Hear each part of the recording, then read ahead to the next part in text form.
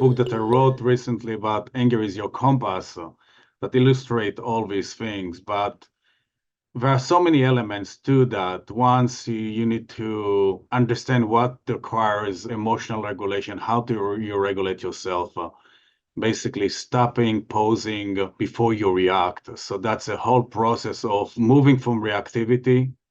And the process for that requires a lot of self-reflection, personal responsibility, non-judgmental mindfulness, and ultimately what I call cultivation of compassion.